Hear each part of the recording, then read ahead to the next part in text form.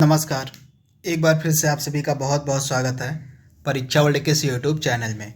दोस्तों, general awareness का एक और इम्पॉर्टेंट टॉपिक यहाँ पे हम कवर करने जा रहे हैं।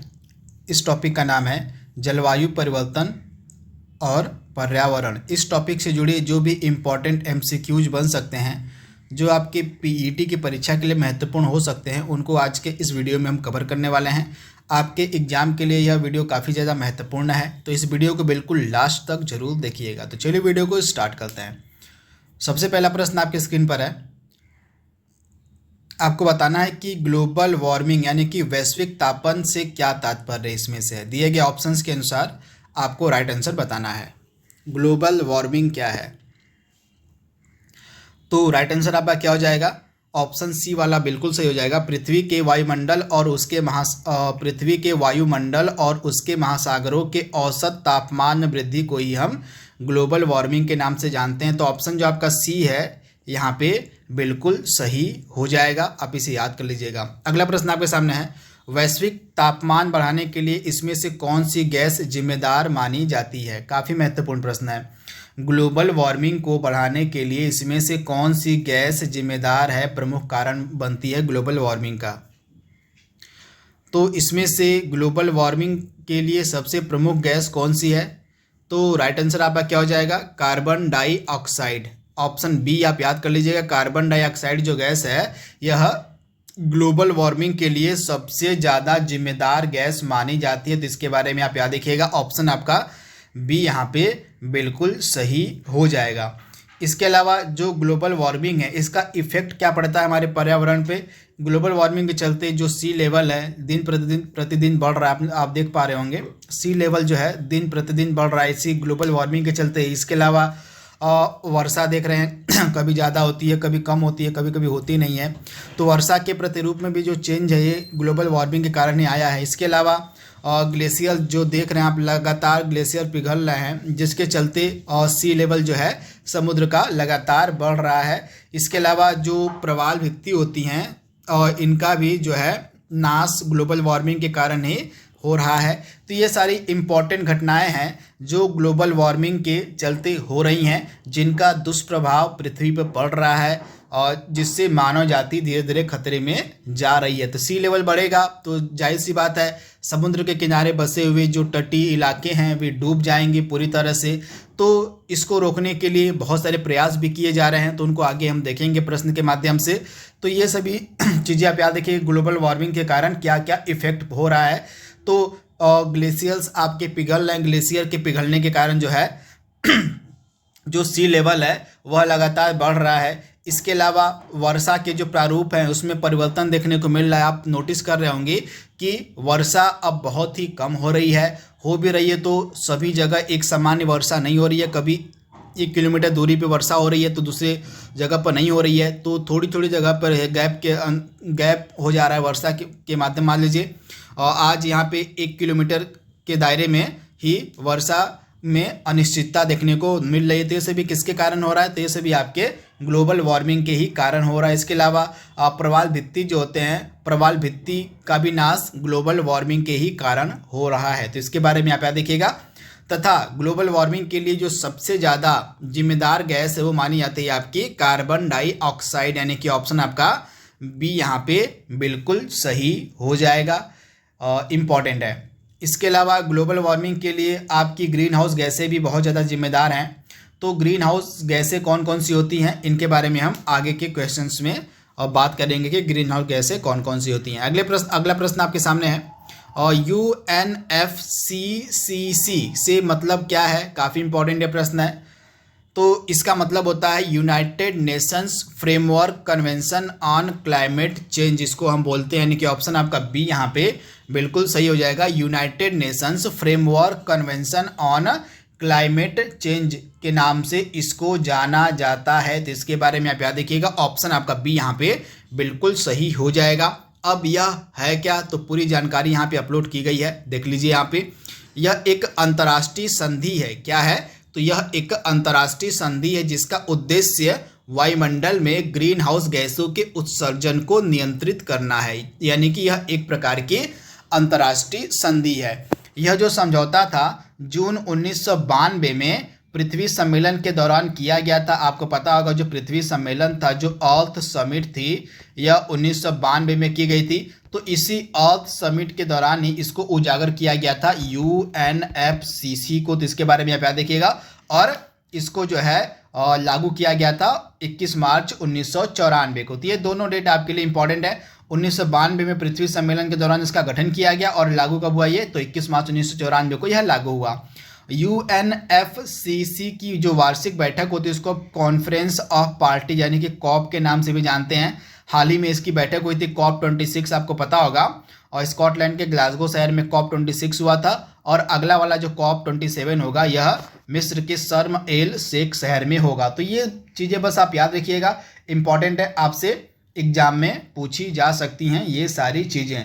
तो जो आपकी ग्लोबल वार्मिंग है, वैश्विक तापमान में कमी लाने के लिए और ग्रीन हाउस गैसों के उत्सर्जन में कमी लाने के लिए ही इस अंतर्राष्ट्रीय संधि को लाया गया था, UNFCCC को लाया गया था। तो इसके बारे में आप याद रखिएगा, इंपॉर्टेंट है। इसके बाद अगला प्रश्न आपके सामने है।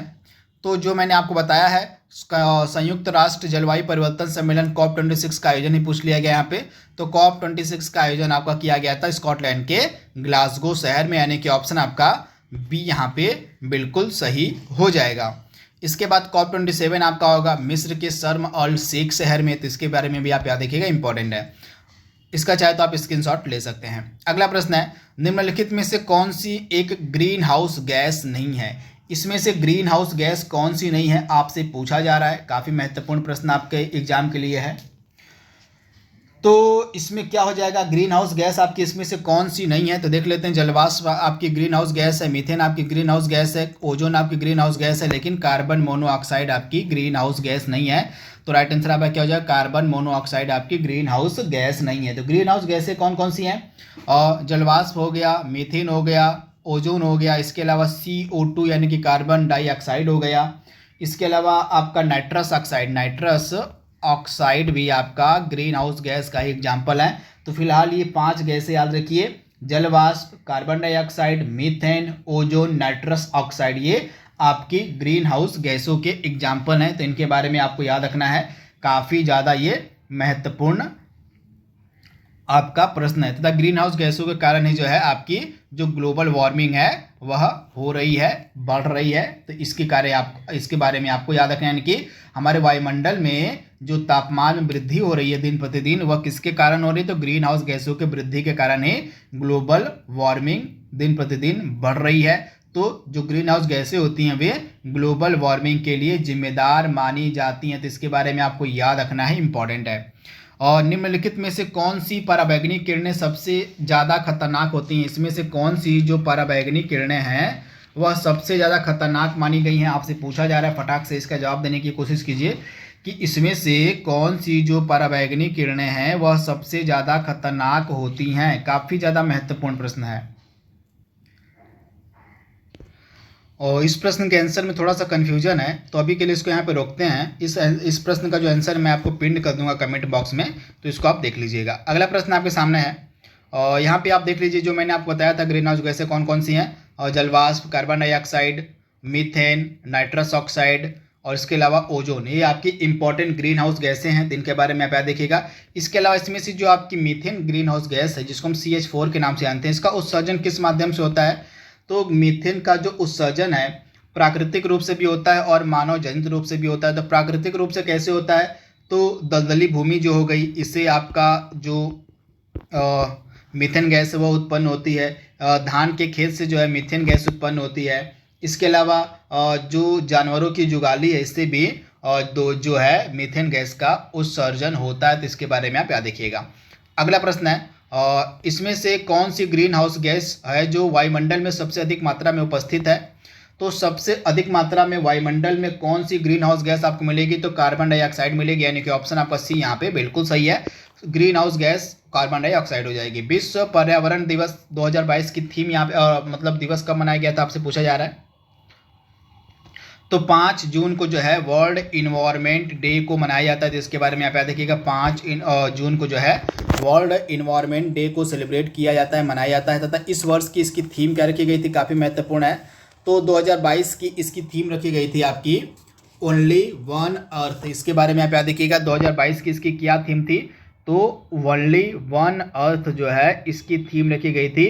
तो इसके बारे में आप याद रखिएगा, यहाँ पे मैं लिख देता हूँ, ओनली वन अर्थ जो है इसकी थीम थी और विश्व पर्यावरण दिवस 2022 की थी। इसके बारे में आप याद रखिएगा। प्रत्येक वर्ष 5 जून को यह सेलिब्रेट किया जाता है। अगला प्रश्न है, वर्तमान में कार्बन डाइऑक्साइड उत्सर्जन के प्रति व्यक्ति उत्सर्जन में योगदान के घटते क्रम में देशों को सही क्रम में पहचान करना, यानी कि आपको बताना है कि सबसे ज़्यादा कार्बन डाइऑक्साइड का उत्सर्जन कौन सा देश करता है, फिर उसके बाद उसके नीचे कौन सा है, फिर उसके नीचे कौन सा, यानी कि घटते क्रम में आपको सजाना है। तो आइए इस प्रश्न को सॉल्व कर लेते हैं। सबसे ज़्यादा वर्तमान कंडीशन की अगर हम बात करें तो एकदम लेटेस्ट 2021 के आंकड़ों के अनुसार मैं आपको बता रहा हूँ। तो इस आंकड़ों के अनुसार 2021 के आंकड़ों के अनुसार कार्बन डाइऑक्साइड के उत्सर्जन में सर्वाधिक योगदान देने वाला देश है चीन। तो चीन इसमें टॉप पर आ जाएगा, बी हो जाएगा, फिर आज का आ जाएगा अमेरिका, सी आ जाएगा, फिर इंडिया आ जाएगा, फिर आपका जापान आ जाएगा, बी सी ई डी आपका राइट आंसर हो जाएगा। यहाँ पे आप देख पा रहे ऑप्शन आपका 2 वाला बिल्कुल सही है, यहाँ पे लिखा भी गया है, यहाँ पे आप देख पा रहे हैं। और ये योगदान है चीन का जो देता है। तो चीन आपका प्रथम स्थान पे है, अमेरिका आपका द्वितीय स्थान पे है, भारत तृतीय स्थान पे, रूस चौथे और जापान 5वें स्थान पे। तो इसके बारे में आप याद रखिएगा। अगला प्रश्न है, विश्व का शीर्ष कार्बन नेगेटिव देश किसे कहा जाता है।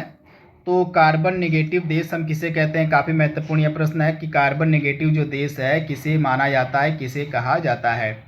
तो कार्बन नेगेटिव देश हम कहते हैं भूटान को। तो आप याद रखिएगा, भूटान को जो है कार्बन नेगेटिव देश के नाम से जाना जाता है। तो इसके बारे में आप याद रखिएगा, यानी कि कार्बन का यहाँ पे जो उत्सर्जन है, एमिशन है, नहीं होता है, बहुत ही नगण्य मात्रा में होता है कार्बन का जो है उत्सर्जन। तो इसी कारण से इसको हम कार्बन नेगेटिव देश के नाम से जानते हैं भूटान को। भारत में पर्यावरण संरक्षण अधिनियम पारित हुआ कब, काफ़ी महत्वपूर्ण है।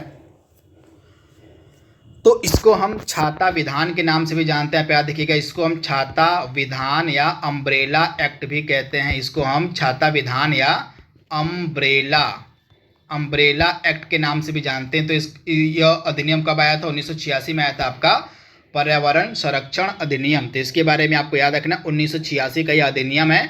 इसको हम अम्ब्रेला एक्ट या छाता विधान के नाम से भी जानते हैं। हरित विकास ग्रीन डेवलपमेंट पुस्तक के लेखक यहाँ पे आपसे पूछे जा रहे हैं, कौन है हरित विकास पुस्तक के लेखक कौन है। तो इसको लिखा गया है WM एडम्स के द्वारा। राइट आंसर आपका क्या हो जाएगा, ऑप्शन सी आपका बिल्कुल सही है।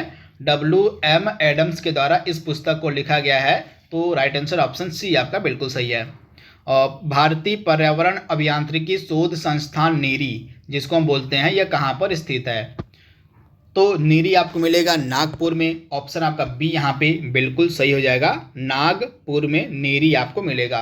पहला पृथ्वी शिखर सम्मेलन कहाँ पर हुआ था, तो मैंने आपको बताया था पहला जो अर्थ समिट है यह आपको हुआ था रियो डी जेनेरियो में, ब्राज़ील के शहर रियो डी जेनेरियो में 1992 में। कहाँ, तो 1992 में ब्राज़ील के रियो डी जेनेरियो शहर में पहला अर्थ समिट हुआ था। तो इसके बारे में आपको याद रखना है, काफ़ी ज़्यादा महत्वपूर्ण यह प्रश्न है। इसके बाद शुष्क वायु में नाइट्रोजन की मात्रा कितनी होती है, काफ़ी महत्वपूर्ण है, ये आपसे पूछा जा सकता है। तो सबसे ज़्यादा नाइट्रोजन हमारे वायुमंडल में मिलेगी आपको, नाइट्रोजन 78% लगभग होती है। इसके बाद ऑक्सीजन लगभग आपकी मान के चलिए 21% होती है ऑक्सीजन। इसके बाद अन्य गैसें होती हैं जैसे ऑर्गन हो गई, कार्बन डाइऑक्साइड हो गई, तो इनके बारे में भी आपको याद रखना है। लेकिन सबसे अधिक मात्रा में आपकी नाइट्रोजन मिलती है हमारे वायुमंडल में, उसके बाद ऑक्सीजन मिलती है। अगला प्रश्न आपके सामने है, यदि पृथ्वी पर पाई जाने वाली वनस्पतियां समाप्त हो जाएं तो किस गैस की कमी हो जाएगी। सिंपल सा प्रश्न है, राइट आंसर आपका ऑक्सीजन हो जाएगा। सारी वनस्पतियां अगर समाप्त हो जाएंगी तो हमारे पृथ्वी पर किसकी कमी हो जाएगी, ऑक्सीजन की कमी हो जाएगी। तो इसके बारे में आपको याद रखना है। और निम्नलिखित में से कार्बन डाइऑक्साइड की मात्रा को कौन नहीं बढ़ाता, इसमें से दिए गए ऑप्शंस में से कौन कार्बन डाइऑक्साइड की मात्रा को नहीं बढ़ाता है। तो श्वसन के माध्यम से हम कार्बन डाइऑक्साइड को छोड़ते हैं और ऑक्सीजन को अपने अंदर लेते हैं, तो श्वसन कार्बन डाइऑक्साइड की मात्रा को बढ़ाता है। प्रकाश संश्लेषण में जो है कार्बन डाइऑक्साइड नहीं बढ़ता है, बल्कि प्रकाश संश्लेषण में जो पेड़ होते हैं वो कार्बन डाइऑक्साइड को ऑब्जर्व करते हैं अपना भोजन पकाने के लिए। तो ऑप्शन बी आपका बिल्कुल सही हो जाएगा। फोटोसिंथेसिस की जो क्रिया होती है इसके माध्यम से जो है कार्बन डाइऑक्साइड को जो है जो पेड़ पौधे होते हैं वो अवशोषित करते हैं अपना भोजन बनाने के लिए। तो इसके बारे में आप याद देखिएगा। इसके अलावा जैविक पदार्थों का क्षय करने से कार्बन डाइऑक्साइड की मात्रा बढ़ती है, ज्वालामुखी क्रिया से कार्बन डाइऑक्साइड की मात्रा बढ़ती है। तो ऑप्शन आपका बी यहाँ पे बिल्कुल सही हो जाएगा। फोटोसिंथेसिस की क्रिया से जो है कार्बन डाइऑक्साइड की मात्रा बढ़ती नहीं बल्कि घटती है। तो इसके बारे में आप याद देखिएगा, काफ़ी महत्वपूर्ण यह प्रश्न है। ऑप्शन आपका बी यहाँ पे बिल्कुल सही हो जाएगा। संयुक्त राष्ट्र पर्यावरण कार्यक्रम UNEP का हेडक्वार्टर आपसे पूछा जा रहा है कहाँ पर है। तो 1972 में इस संस्थान की स्थापना की गई थी और इसका हेडक्वार्टर आपको मिलेगा कहाँ पर, तो नैरोबी में। तो ऑप्शन आपका ए यहाँ पे बिल्कुल सही है। 1972 में इसकी स्थापना की गई थी। अगला प्रश्न आपके स्क्रीन पर है। विश्व मौसम विज्ञान संगठन का मुख्यालय आपसे पूछा जा रहा है कहाँ पर है। तो विश्व मौसम विज्ञान संगठन का मुख्यालय आपको कहाँ पर मिलेगा, तो जिनेवा शहर में, स्विट्जरलैंड के जिनेवा शहर में इसका मुख्यालय आपको मिलेगा। तो राइट आंसर आपका क्या हो जाएगा, ऑप्शन जो आपका यहाँ पे ए दिया गया है ना, जिनेवा, बिल्कुल सही हो जाएगा। जिनेवा शहर में इसका मुख्यालय अवस्थित है। ग्रीन पीस इंटरनेशनल का मुख्यालय कहाँ पर अवस्थित है, ग्रीन पीस इंटरनेशनल। ये सभी आपके इन्वायरमेंट से ही जुड़े हुए संस्थान है, इसी कारण से इनको पढ़ाया जा रहा है। तो ग्रीन पीस इंटरनेशनल का मुख्यालय आपको मिलेगा एम्स्टर्डम में। तो आप याद रखिएगा, नीदरलैंड के एम्स्टर्डम में आपको इसका हेडक्वार्टर मिलेगा। तो ऑप्शन आपका ए यहाँ पे बिल्कुल सही हो जाएगा। EPA का पूरा नाम यहाँ पे आपसे पूछा जा रहा है कि EPA का पूरा नाम क्या होता है। तो EPA का पूरा नाम क्या हो जाएगा, तो इन्वायरमेंटल प्रोटेक्शन एजेंसी, यानी कि ऑप्शन आपका जो यहाँ पे सी है बिल्कुल सही हो जाएगा। इन्वायरमेंटल प्रोटेक्शन एजेंसी इसका पूरा नाम है। तो इसके बारे में आप याद देखिएगा, यह अमेरिका की एक संघीय एजेंसी है। तो इसके बारे में आप याद देखिएगा, यह एक अमेरिका की संघीय एजेंसी है EPA। तो इसके बारे में आपको याद रखना है। अगला प्रश्न है, इको मार्ग उन भारतीय उत्पादों को दिया जाता है जो, इको मार्ग किनको दिया जाता है, किस प्रकार के इंडियन प्रोडक्ट को दिया जाता है जो पर्यावरण के प्रति मैत्रीपूर्ण होते हैं। यानी कि ऑप्शन आपका जो यहाँ पे सी है बिल्कुल सही हो जाएगा। जो पर्यावरण के प्रति मैत्रीपूर्ण होते हैं उनको जो है इको मार्ग दिया जाता है। तो इसके बारे में आपको याद रखना है। 1991 से यह इको मार्ग दिया जा रहा है। तो इसके बारे में अभी आप याद रखिएगा, 1991 से इको मार्ग दिया जा रहा है। यह जो प्रमाणन है कौन देता है, ब्यूरो ऑफ इंडियन स्टैंडर्ड्स। किसके द्वारा, तो ब्यूरो ऑफ इंडियन स्टैंडर्ड्स के द्वारा यह प्रमाण पत्र दिया जाता है। 1991 से ही दिया जा रहा है। किसको दिया जाता है, तो ऐसे प्रोडक्ट, भारतीय प्रोडक्ट जो इन्वायरमेंट के प्रति फ्रेंडली होते हैं, जो मैत्रीपूर्ण होते हैं, उनको दिया जाता है। प्राकृतिक कृषि का अन्वेषक किसे माना जाता है, इंपॉर्टेंट प्रश्न है। प्राकृतिक कृषि का अन्वेषक, तो प्राकृतिक कृषि का अन्वेषक हम किसको कहते हैं, तो मसानोबु फुफुका को आप याद रखिएगा। मसानोबु फुफुओका इनका नाम है, फुफुओका होगा, फुफु इस प्रकार से लिखाएगा। फुफुओका को जो है प्राकृतिक कृषि का अन्वेषक कहा जाता है। तो इनके बारे में आप याद देखिएगा, मसानोबु फुफु नहीं फुकू है ना, तो इनके बारे में आप याद रखिएगा, काफ़ी महत्वपूर्ण है। नाम आप इनका करेक्ट कर लीजिए। मसानोबु फुकुओका इनको कहा जाता है। तो इनके बारे में आपको याद रखना है, तथा इनको जो है प्राकृतिक कृषि का अन्वेषक कहा जाता है। तो ये नाम काफ़ी इंपॉर्टेंट है, बहुत बार एग्जाम में पूछा गया है। तो मसानोबु फुकुओका ये नाम काफ़ी महत्वपूर्ण है, आप याद रखिएगा। अगला प्रश्न आपकी स्क्रीन पर है, और क्योटो प्रोटोकॉल निम्नलिखित में से किससे संबंधित है। तो ग्रीन हाउस गैसों के उत्सर्जन को कम करने के लिए आपका क्योटो प्रोटोकॉल लाया गया था। तो आप इसे याद रखिएगा, क्योटो प्रोटोकॉल जो है और ग्रीन हाउस गैसों के उत्सर्जन को कम करने के लिए लाया गया था। तो राइट आंसर आपका क्या हो जाएगा, ऑप्शन आपका जो सी है बिल्कुल सही हो जाएगा। आप इसे याद रखिएगा, यहाँ पे आप देख पा रहे हैं। और जलवायु परिवर्तन पर संयुक्त राष्ट्र फ्रेमवर्क कन्वेंशन UNFCC के नाम से जिसको हम जानते हैं, इसी के अंडर में जो है यह लाया गया था। तो 1997 में यह संधि हुई थी क्योटो वाली, तथा यह प्रभाव में कब आती है, तो 1997 में यह संधि होती है और 2005 में यह प्रभाव में आती है। यह क्योटो प्रोटोकॉल, तो इसके बारे में आप याद रखिएगा, इंपॉर्टेंट है। तथा यह ग्रीन हाउस गैसों के उत्सर्जन को कम करने के लिए लाया गया था, तो आप इसे याद रखिएगा, काफ़ी महत्वपूर्ण है। अगला प्रश्न आपकी स्क्रीन पर है, ग्रीन हाउस गैसों की संकल्पना किसके द्वारा की गई थी? ग्रीन हाउस गैसों की संकल्पना किसने की थी? तो राइट आंसर आपका क्या हो जाएगा? जोसेफ फोरियार के द्वारा। जोसेफ फोरियार के द्वारा जो है ग्रीन हाउस गैसों की संकल्पना दी गई थी, तो आप इसे याद रखिएगा, ऑप्शन आपका बी यहाँ पे बिल्कुल सही हो जाएगा, जोसेफ फोरियार। इस क्योटो प्रोटोकॉल के बारे में आप याद रखिएगा, जापान के शहर क्योटो में यह किया गया था। जापान का जो शहर क्योटो है, यहीं पे 1997 में यह प्रोटोकॉल लाया गया था, और यह प्रभाव में कब आता है? तो 2005 में यह लागू होता है आपका क्योटो प्रोटोकॉल, और ग्रीन हाउस गैसों के उत्सर्जन को कम करने के लिए यह क्योटो प्रोटोकॉल आपका लाया गया था। तो इसके बारे में आपको याद रखना है, इंपॉर्टेंट है। तो यही चीज़ आपकी लिखी गई यहाँ पे, तो आप इसे याद कर लीजिएगा। अगला प्रश्न आपके सामने है, निम्नलिखित में से कौन सही सुमेलित नहीं है? आपसे पूछा जा रहा है, इसमें से कौन सही सुमेलित नहीं है?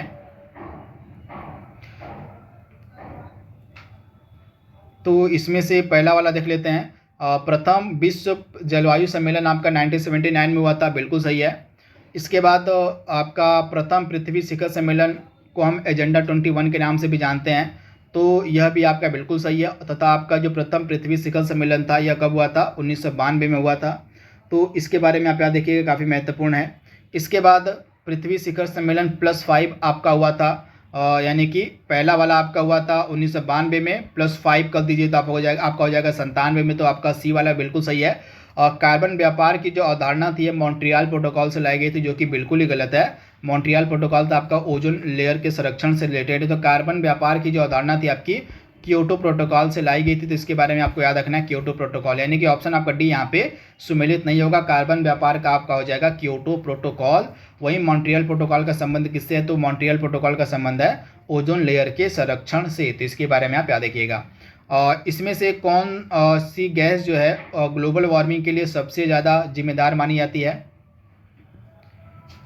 तो इसमें से ग्लोबल वार्मिंग के लिए सबसे ज़्यादा जिम्मेदार गैस कौन सी है? तो कार्बन डाइऑक्साइड हो जाएगी, यानी कि ऑप्शन आपका बी यहाँ पे बिल्कुल सही हो जाएगा। जो कार्बन डाइऑक्साइड गैस है, यह ग्लोबल वार्मिंग के लिए सबसे ज़्यादा जिम्मेदार गैस मानी जाती है, तो इसके बारे में आप याद रखिए, काफ़ी महत्वपूर्ण प्रश्न है।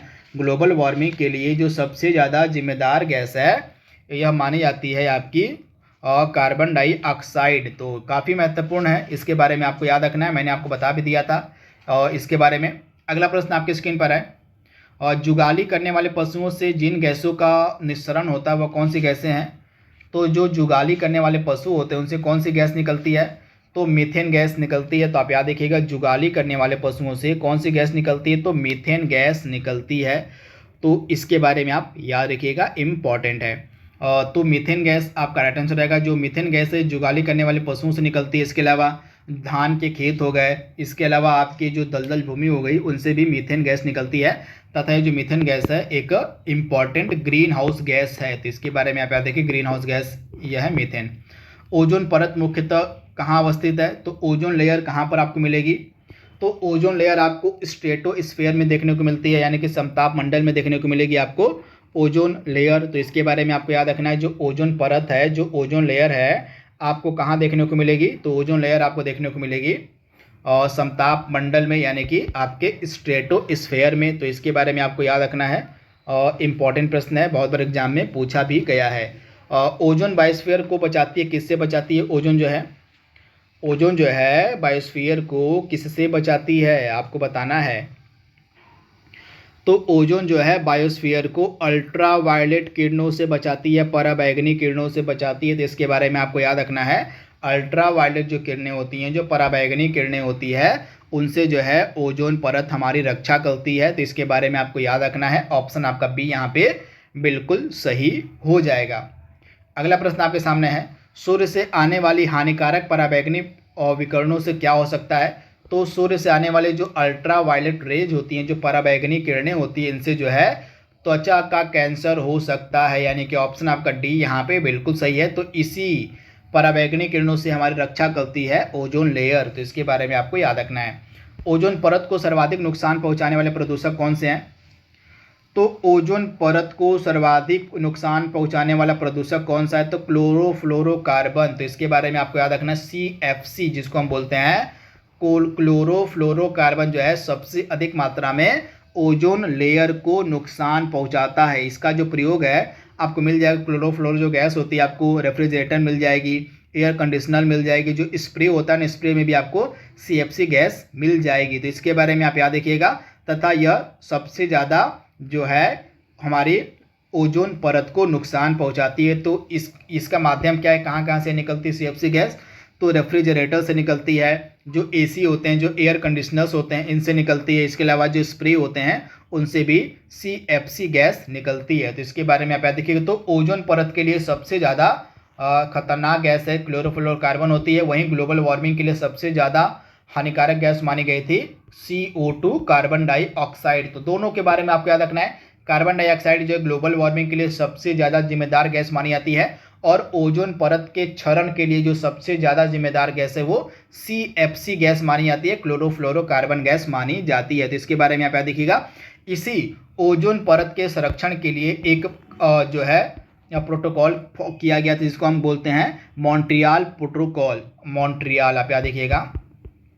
मॉन्ट्रियल जो प्रोटोकॉल है जो 1987 में आया था, 1987 में आया था मॉन्ट्रियल प्रोटोकॉल, और 1989 में यह प्रभाव में आता है।